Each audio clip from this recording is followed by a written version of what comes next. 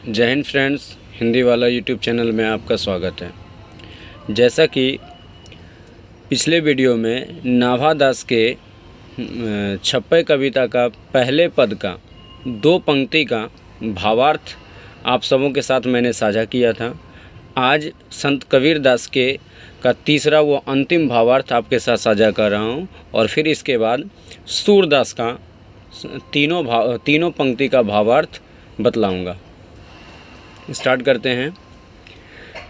तो कबीर दास की आखिरी पंक्ति है क्लास 12 का, जो है बताया जा रहा है कि आरूढ़ दशा है जगत पे, मुख देखी नाही भनी, कबीर कानी राखी नहीं, वर्णाश्रम सट दर्शनी। अर्थात इसकी व्याख्या करते हुए नाभा दास जी कहते हैं, पहले कवि पंक्ति का परिचय दे दें कि प्रस्तुत पंक्ति नाभा दास द्वारा रचित काव्य रचना भक्तमाल से उदित है। नाभा दास की प्रसिद्ध काव्य रचना है भक्तमाल, उसी से छप्पय कविता ली गई है और छप्पय कविता के पहले पद में संत कबीर दास के पंक्तियों का, उनकी विशेषताओं का वर्णन किया गया है। तो ये भक्तमाल से संकलित है या उद्धृत है, जिसे छप्पय शीर्षक कविता के रूप में यहाँ प्रस्तुत किया गया है। इसके माध्यम से संत कबीर वाणी की विशेषता पर नाभा दास जी प्रकाश डालते हैं, यानी कि प्रकाश डाला गया है, उनके महत्व का उल्लेख किया गया है, मुक्त कंठ से उनकी प्रशंसा की गई है, उनकी अद्भुत काव्य कौशलता की। आगे नाभा दास जी कहते हैं कि संत कबीर ने कभी भी मुख देखी बात नहीं किया, यानी कि मुंह देखकर बात करना। जैसे कभी भी हम लोग जिस तबके से बिलोंग करते हैं, थोड़ा सा ग्रामीण एरिया में देखने को मिलता है, कहीं भी देखने को मिलता है कि कहीं भोज भंडारा हो रहा होता है तो वहाँ पे लोग मुंह देखकर खिलाते हैं, यानी कि वीआईपी पर्सन को वीआईपी तरीके से ट्रीट किया जाता है, जबकि अदर को नॉर्मल समझा जाता है। तो इसी तरह, या फिर कहीं 2 लोग झगड़े कर रहे होते हैं तो जो ज़्यादा ताकतवर बाहुबली प्रवृत्ति का होता है, लोग उसकी तरफ ज़्यादा साथ देते हैं। इस पर क्लास 10th की एक पंक्ति याद आ गई कि महल वाले और झोपड़ी वाले की लड़ाई में अक्सर महल वाले जीत जाते हैं, पर उस स्थिति में जब एक झोपड़ी वाला दूसरे झोपड़ी वाले के साथ ना देकर महल वाले का साथ दे रहा हो। वही बात यहाँ पे है कि आज इस संसार में आरूढ़ यानी कि सवार होना, एक दशा देखने को मिलती है कि लोग मुख देखकर बात करते हैं, पक्षपातपूर्ण बात करते हैं, पीठ पीछे कुछ और कहते हैं, मुंह पर कुछ और बोलते हैं। लेकिन संत कबीर दास जी के साथ ऐसा नहीं है। वो जैसे को तैसा डायरेक्ट बोलने पर ज़्यादा यकीन करते हैं, चाहे सामने वाला कितना भी तकलीफ़ क्यों ना माने। यानी कि स्वामी विवेकानंद की वो पंक्तियाँ बड़े यहाँ पे सटीक सिद्ध होती है कि सत्य का सामना तो करना पड़ेगा, चाहे आप कोई भी क्यों ना हो। वही बात यहाँ पे है कि नाभा दास जी कहते हैं कि संत कबीर ने कभी भी मुख देखी बात नहीं की है। उन्होंने किसी का मुंह देख करके किसी की बड़ाई नहीं की है कि नहीं तुम कमज़ोर तबके के हो, तुम बलशाली हो, तुम श्रेष्ठ हो, वे तुच्छ है। ऐसी भावना उनके हृदय में कभी नहीं रही है। अर्थात कभी भी पक्षपातपूर्ण बात नहीं की है। उन्होंने कभी भी कहीं सुनी गई बातों को महत्व नहीं दिया, यानी कि वे कभी भी किसी के द्वारा कहे गए या सुने गए, कानों से सुने गए बातों पे कभी यकीन नहीं किया है, उसको महत्व नहीं दिया है, बल्कि हमेशा आँखों देखी बातें ही कहा है। यानी कि जो उन्होंने सच्चाई को देखा है उसे प्रकट किया है। कहीं सुनी किसी की चिकनी चुपड़ी बातों को उन्होंने कभी भी सामने नहीं रखा है। उन्होंने वही उपदेश दिया, यानी कि लोगों को वही ज्ञान दिया है जिसे उन्होंने अपने गूढ़ जीवन में जिया है, अपने गूढ़ रहस्य को समझा है। अर्थात हर गूढ़ रहस्य, ये गूढ़ मतलब गहरा रहस्य, हर गहरा रहस्य से परिपूर्ण बातों को अनुभव की कसौटी पर, अनुभव की अपने क्या कि वो काफ़ी अनुभवी थे, उनके पास भले ही कोई लंबी चौड़ी डिग्रियाँ नहीं थी, लेकिन अनुभव में उनका कोई सानी नहीं था, उनका कोई जोड़ नहीं था। तो वही कहते हैं कि गूढ़ रहस्य से परिपूर्ण बातों को अनुभव की कसौटी पर रखकर उपदेश दिया है और उन्होंने सद्भक्ति यानी कि सच्चे हृदय से भक्ति, वो सद्ज्ञान, सम्यक ज्ञान, शुद्ध ज्ञान के आगे सभी प्रकार के वर्ण व्यवस्था, आश्रम व्यवस्था, षड दर्शन, ये सब जितने भी महान दर्शन हुए हैं, इन सभी सिद्धांतों को उन्होंने नकार दिया है, व्यर्थ माना है, तुच्छ माना है। तो इस पंक्ति की यह स्पष्ट रूप से व्याख्या रही है।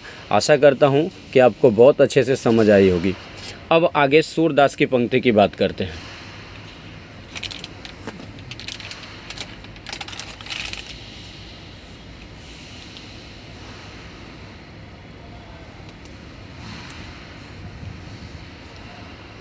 अब ये छप्पे का दूसरा पद है, सूरदास जी द्वारा रचित, नाभादास द्वारा रचित हैं, लेकिन सूरदास की कविताओं का उल्लेख किया है।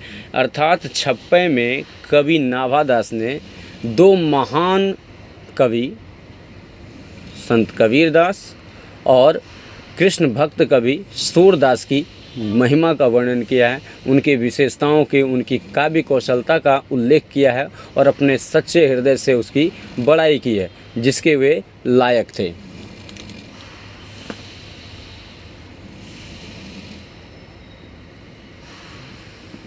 आगे कहा जा रहा है, उक्ति चौज अनुप्रास वर्ण अस्थिति अति भारी, वचन प्रीति निर्वही अर्थ अद्भुत तुकधारी। यानी कि यह पंक्ति है और इसकी व्याख्या करते हैं। व्याख्या करने से पहले इसका परिचय दे दें कि प्रस्तुत पंक्ति हमारी पाठ्य पुस्तक दिगंत भाग 2 के नाभादास द्वारा रचित शीर्षक कविता छप्पे, जो कि भक्तमाल का ही अंश है, से ली गई है।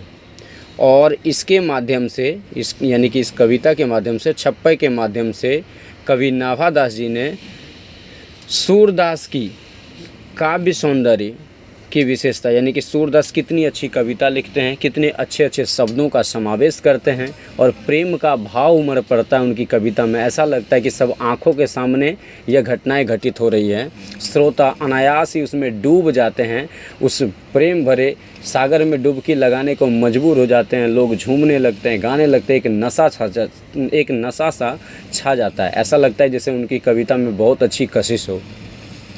तो उसी की विशेषता की बड़ी सजीवता से उल्लेख किया है। तो इसमें कहते हैं कि सूरदास की उक्ति यानी कि पंक्ति, यानी कि उनकी कविता की पंक्तियों में प्रेमत्व भावना, यानी कि प्रेम की भावना का प्रवाह बड़े ही निश्चल, वो लयबद्ध होता है, एक लय में जाता है, एक तूक में जाता है, यानी कि संगीत के रूप में प्रतीत होता है, यानी कि तुकमय होती है, जिसमें भावनात्मक युक्तियों, यानी कि उनकी जो पंक्तियाँ होती है वो भाव से भरी होती है, बड़ा लय में होती है, बड़ा कर्णप्रिय लगती है। और चमत्कृत अनुप्रास अलंकार, यानी कि उसकी सजावट भी बहुत अच्छी होती है, यानी कि वर्ण के अंतिम शब्द एक दूसरे से मैच खाते हैं, मिलते हैं। बताएंगे कि इसमें तूक क्या होता है। और वही बोला जा रहा है कि चमत्कृत अनुप्रास अलंकार वर्ण का समावेश होता है, शामिल होता है। साथ ही इनकी जो कविताएं हैं वे लयबद्ध संगीतात्मक होती है, संगीत की भांति प्रतीत होती है, जिसमें अब उस संगीत रूपी कविता में क्या देखने को मिलता है, तो उसमें प्रेम की मिठास, ऐसा लगता है जैसे प्रेम की मिठास घुली हो, जैसे प्रभु श्री कृष्ण की लीलाएं हैं अपरंपार है, उनकी प्रेम लीला, उनकी बाल लीला, सब में तो मिठास, प्रेम की भावना उमड़ पड़ती है। ऐसा लगता है कि प्रेम का सैलाब आ गया, बाढ़ आ गया हो। तो ठीक वैसे यहाँ पे है कि उनकी जितनी भी उनकी जो कविताएं हैं वह लयबद्ध और संगीतात्मक होती है, यानी कि संगीत के रूप में प्रतीत होती है सूरदास की कविताएं, और इसमें प्रेम की मिठास का प्रवाह या निर्वाह प्रारंभ से लेकर अंत तक होता है, यानी कि कविता की पंक्तियाँ शुरू होती है और अंत तक प्रेम का भाव आपको हर एक शब्दों से झलकता हुआ प्रतीत होगा। कहीं भी प्रेम के भाव की कोई कमी नहीं रहती है। वही बात यहाँ पे बोला गया है कि वचन वचन प्रीत निर्वही, यानी कि वचन उनके सूरदास के जो वचन हैं, प्रेम भरे जो वचन हैं, उसका निर्वाह अर्थ अद्भुत तुकधारी है। यानी कि वो अंतिम, यानी कि कविता शुरू होने से लेकर समाप्त होने तक श्रोता को बांधे रखता है, प्रेम के भाव से रंगे रहता है। और अद्भुत तुकधारी का मतलब हुआ कि उनकी कविताओं की एक लय होती है, जैसे अतिभारी, तुकधारी, जैसे यहाँ पर भी है भासी, प्रकाशी। ऐसा लगता है कि एक जगह से शब्द को समाप्त करने का प्रयास किया गया है। तो इसी को यहाँ पे ढरे करे लास्ट में आता है पंक्ति। तो ये सब लगता है जैसे कि एक ही शब्दों का समावेश एक जैसा हो रहा है, एक लय में ख़त्म हो रहा है। जैसे कोई संगीत एक सुर में, एक सुर ताल के साथ उठता है, फिर दूसरे सुर ताल के साथ वो समाप्त होता है, उसकी सरगम जो है सो बहुत अच्छी होती है। उसी तरह यहाँ कविता में भी लगता है कि यह कविता ना होकर कि कोई गाना हो, कोई प्रेम वाला संगीत हो, ऐसा प्रतीत होता है। तो ये था इन सूरदास के पहले पद की व्याख्या, यानी कि उनकी काव्य कौशलता कितनी श्रेष्ठ है, कितनी सुंदर है, कितनी अद्भुत है, इसी का उल्लेख यहाँ पे नाभादास जी करते हैं। दूसरे पंक्ति में कहते हैं,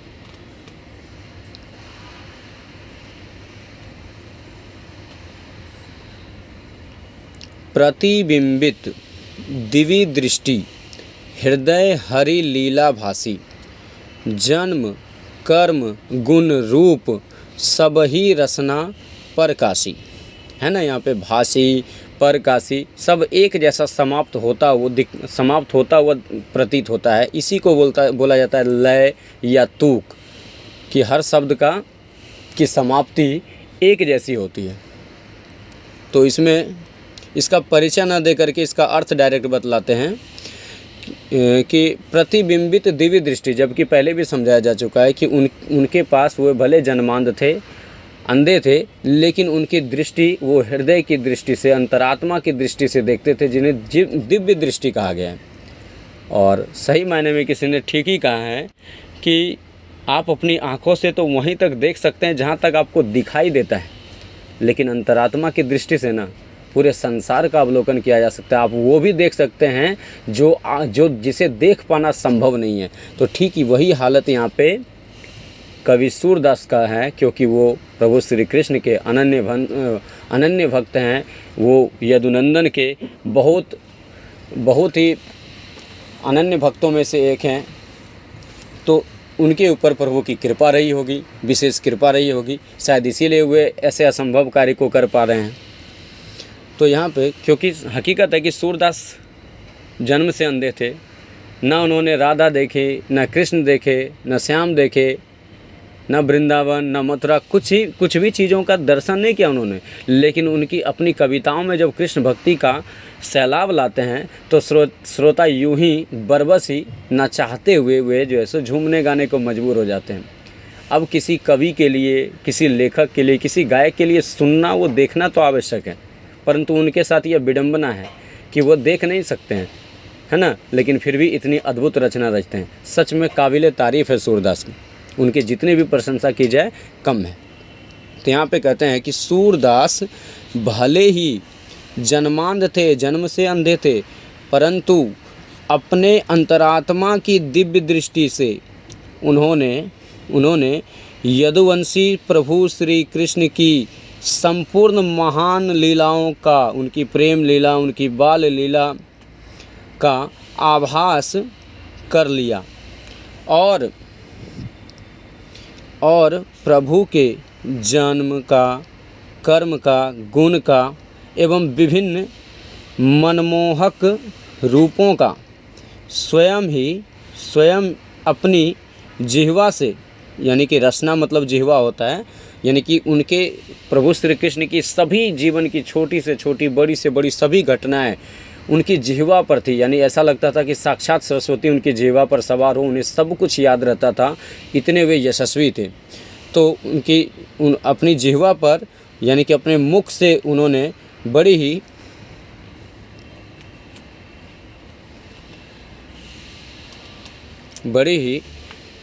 सजीवता से वर्णन किया है या प्रकाशित किया है। अब इसका सीधा सा अर्थ हुआ कि उन्होंने, यानी कवि सूरदास ने जन्मांध होते हुए भी, अंधे होते हुए भी कुछ भी न दिखाई देने के पश्चात प्रभु श्री कृष्ण की सभी लीलाओं का ऐसा वर्णन किया है कि सभी आँख वाले भी शर्मा जाते थे कि आखिर मुझसे ये क्यों संभव नहीं है, क्योंकि आँख वालों के पास भी वह क्षमता नहीं थी कि जितनी अच्छे तरीके से कवि सूरदास प्रभु श्री कृष्ण की सभी लीलाओं का वर्णन करते थे। यानी कि उनके जीवन की सभी घटनाएं प्रभु श्री कृष्ण की सभी घटनाएं सूरदास को मुझवानी याद थी, उनके जिह्वा पर थी, और उन्होंने अपनी जिह्वा से यानी अपने वचन से, अपने शब्दों से उन्हें प्रकाशित किया, यानी कि हम मानवों के समक्ष प्रस्तुत किया है, जिसे हम कृष्ण लीला के रूप में पढ़ते हैं, जानते हैं, सुनने को मिलता है। अब आगे अगला इसकी आखिरी पंक्ति है, कवि नाभादास की छप्पे की आखिरी पंक्ति है, जिसमें कहा जा रहा है, विमल बुद्धि हो तासुकी जो यह गुण श्रवणानी धरे, सुर कवित सुनी कौन कवि जो नहीं सिर चालन करे। यानी कि यहाँ पे बोला जा रहा है कि हर उस मनुष्य की बुद्धि विमल हो जाती है जो प्रभु श्री कृष्ण के हरि के गुणों का श्रवण करते हैं, सुनने का काम करते हैं, सत्संग का काम करते हैं, उपनिषद का काम करते हैं। इसीलिए ना भारतीय परंपरा में उपनिषद का बड़ा स्थान है कि गुरु के समीप रहकर सुनने की चेष्टा करना, सफल तरीके से सुनना, महिमा का गुणगान करना, तो इसी को तो उपनिषद कहा गया है। तो इसीलिए बोला जा रहा है कि विमल बुद्धि हो तासुकी जो यह गुण श्रवणानी धरे, और सुर कवित सुनी कौन कवि जो नहीं सिर चालन करे। अर्थात यहाँ पे सीधा बोला जा रहा है नाभादास जी के द्वारा कि जो भी व्यक्ति प्रभु की परमपिता परमेश्वर की महिमा का बखान करते हैं, उनका गुणगान करते हैं, उस दिव्य ज्ञान को अपने हृदय में समाहित करते हैं, अपनी अंतरात्मा में समाहित करते हैं, उनकी बुद्धि, उनका तन मन विमल हो जाता है, यानी पवित्र हो जाता है। और ये सभी गुण, ये सभी दिव्य ज्ञान सूरदास की कविताओं में सैलाब बनकर उमड़ते हैं। बहुत सारा ज्ञान उनमें छिपा होता है। सूरदास की कविताओं में ऐसी गूढ़ रहस्य भरी बातें होती है, प्रभु श्री कृष्ण की तमाम लीलाओं का वर्णन रहता है। तो यूँ ही जो भी सूरदास की कविताओं का भी श्रवण करेगा, उसे सुनने का काम करेगा, उसे पढ़ने का काम करेगा, उसका अध्ययन करेगा, तो उस व्यक्ति का हृदय मन पवित्र हो जाएगा। उसकी बुद्धि, जो उसके अंदर जितने भी दुर्गुण हैं वो सब के सब समाप्त हो जाएंगे और उसकी बुद्धि विमल हो जाएगी, अर्थात पवित्र हो जाएगी। और आगे कहते हैं, 2 कदम आगे बढ़ के नाभादास जी सूरदास की बड़ाई करते हुए कहते हैं, उनकी प्रशंसा करते हुए कहते हैं कि ऐसे कौन से कवि होंगे, कौन से ऐसे लोग होंगे इस धरा पे जो सूरदास की सभी अद्भुत रचनाओं को सुनकर, उनकी लयबद्ध कविताओं को सुनकर, उसे गाने को मजबूर ना हो जाए, गुनगुनाने को मजबूर ना हो जाए, थिरकने को मजबूर ना हो जाए, जो अपना सिर का चालन न करे। ऐसे होता है नहीं कि लोग भक्ति में रम जाते हैं, नृत्य करने लगते हैं, पूरा बदन उनका झूमने लगता है। ठीक वैसे जैसे कभी बारात जाओ तो आपको नाचने का मन ना भी करे, डांस करने का मन ना भी करे, पर डीजे की धुन पर आपका शरीर ऑटोमेटिकली थिरक जाता है। ठीक वैसे यहाँ पे कहते हैं कि कौन से ऐसे लोग होंगे जो सूर्य की रचना को सुन करके अपने सिर का चालन ना करे, अर्थात माथा ढूंढना ना शुरू कर दे, वो उसकी भक्ति में डूब ना जाए, ऐसे बोला जा रहा है।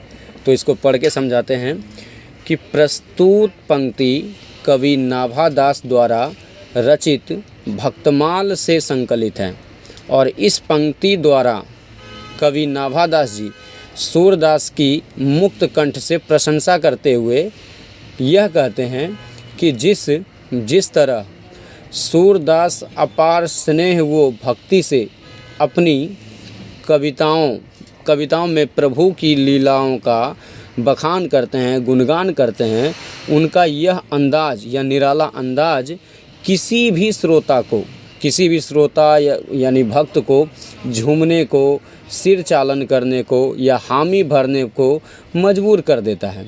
साथ ही कवि के